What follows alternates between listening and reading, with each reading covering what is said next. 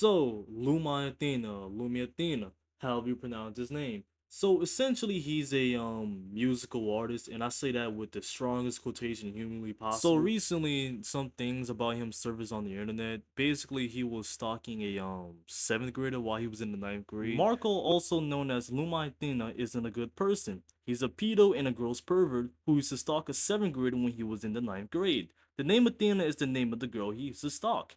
He was always weird and always pressing all his sexual desires onto people, talking non-stop about sex to people and make them feel uncomfortable. Proof on the next slides. Could you really imagine finding out that your favorite rapper got his stage name after harassing a girl in middle school? And the actual details of him doing this is like 10 times worse. Suspended because this was back when he taught them. Because he was stalking this girl in 7th grade when he was in 9th grade. He was being really weird.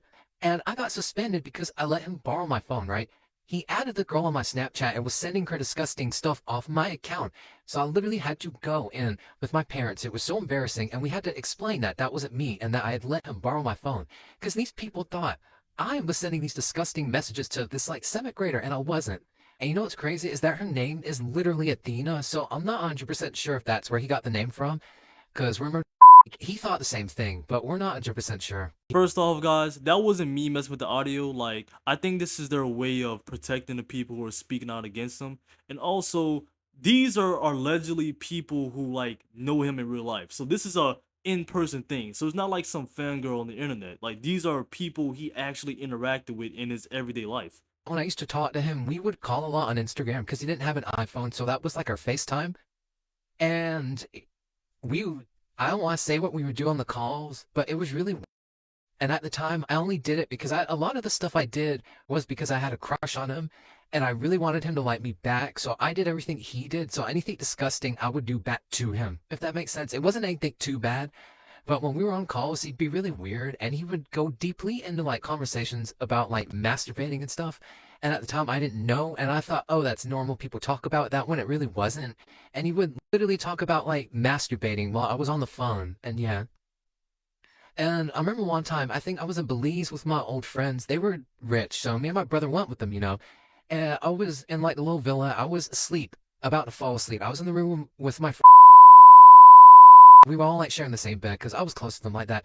And he sent me a dick pic. Now, I'm not sure if it was actually his. I will never know. It only popped up once. Guys, could you honestly imagine being a 12-year-old girl and this high schooler casually walks up to you and pulls out this big bulky ass Android asking for your Snapchat? Forget everything this man has done before that. That alone should have been the first red flag and the only red flag you needed. We have to really dissect what really happened.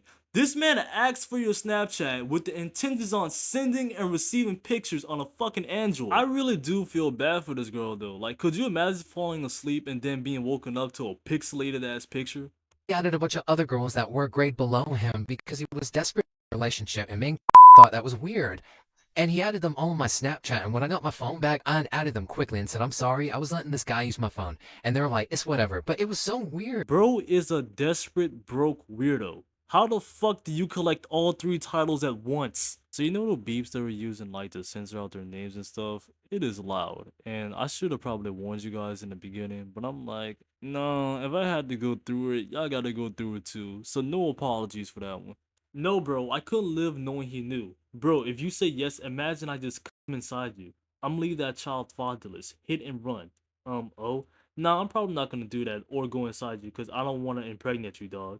Oh well, that would be smart, I guess. What would you do if I actually did it though? This man also slaughtered his dog. Now here's a screenshot of him like admitting that. I'm not gonna read it, but as you can tell, this man is genuinely a menace to society. And here's the overall summary of this guy, basically stating that he's known around his school as a fucking weirdo. This man really tried to like rizz up the National Guard. This man is just overall a menace to society, hands down. Alright guys, I'm very tired, so I'm gonna wrap this video up. If you want to read the screenshots and watch the clips on your own time, I'm gonna link the Instagram down in the description or the comments. But I'm gonna keep you guys updated if I find anything else. I see you guys in the next video. Peace.